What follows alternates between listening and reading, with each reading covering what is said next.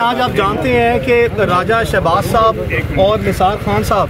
دونوں جو ہیں وہ ایک بالکل ان کو بغیر کسی بنیاد اور بغیر کسی ٹھوس مواد ان کو 7 سے زائد دہشت گردی کے کیسوں میں پہ در پہ جو ہے وہ گرفتار کیا گیا،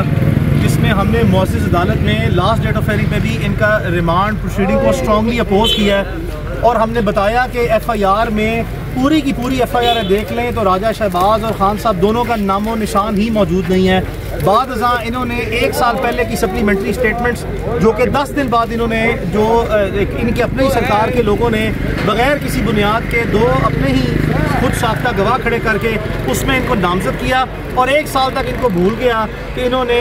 ان کا راجہ شہباز صاحب اور خان صاحب کا کسی قسم کا کوئی وارنٹ آف اریسٹ کورٹ سے لینا ہے۔ ان کے خلاف پورے 1 سال میں کسی قسم کا کوئی مواد جو ہے وہ ریکارڈ پہ نہیں آیا، نہ ہی ان کو عدالت سے کوئی اشتہاری ملزم قرار دیا گیا، نہ ہی پورے 1 سال میں ان کے خلاف کوئی ایسے چلان جو یہ نامکمل جمع کراتے ہوئے ان کا نام و نشان و ذکر بھی رہا۔ بہرحال عدالت نے پہلی تاریخ پہ اپنی دانش میں سمجھا کہ پروسیکیوشن کا کیس جو ہے وہ کل نہ کریں، ان کو ایک موقع دیا جائے جس میں یہ کوئی پروگرس دکھائیں۔ وہ پروگرس اتنی انوکھی لاڈلی ہے کہ پاکستانی تاریخ میں ہماری پروسیکیوشن جو ہے ان کو شرم ہی نہیں آتی کہ لوگ ان کی جو جعلی کارروائیاں ان کا کس طریقے سے جو ہے معائنہ کرتے ہیں، تجزیہ کرتے ہیں، اور یہ واضح کرتے ہیں کہ جس شخص پہ ایک بھی ڈنڈا ہولڈ کرنے کا الزام نہیں ہے اس سے 40 ڈنڈے خود ساختہ برآمد کر کے جو ہے وہ انہوں نے ریکوری پلانٹڈ اور جعلی ریکوری ڈال دی،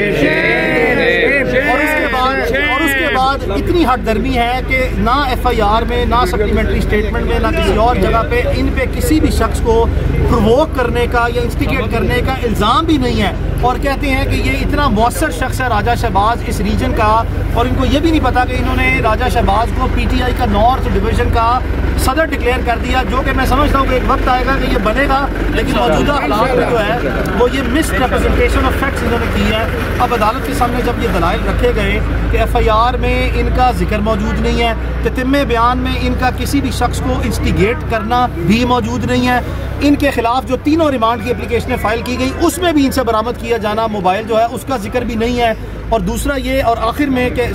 کانسٹیٹیوشن آف پاکستان کا آرٹیکل 13 سب سیکشن 2 جو ہے وہ کہتا ہے کہ ملزم کو یہ تحفظ حاصل ہے کہ دوران تفتیش اس نے اپنے خلاف کوئی بھی مواد جو ہے وہ خود اپنی کوئی انفارمیشن جو ہے پرووائڈ انویسٹیگیشن ایجنسی کو نہیں کرنی، یہ قانونی نہیں آئینی تحفظ جو ہے وہ حاصل ہے۔ ان تمام دلائل کو اور حالات کو مد نظر رکھتے ہوئے عدالت نے آج بڑا کائنڈلی جو ہے وہ ان کو تمام مقدمات میں جوڈیشل کر دیا ہے۔ اب ہم انشاءاللہ ان کی جلد از جلد جو ہے وہ ضمانتیں جو ہیں وہ دائر کریں گے، اور بڑی جلدی آپ دیکھیں گے کہ یہ آپ کے درمیان میں ہوں گے انشاءاللہ۔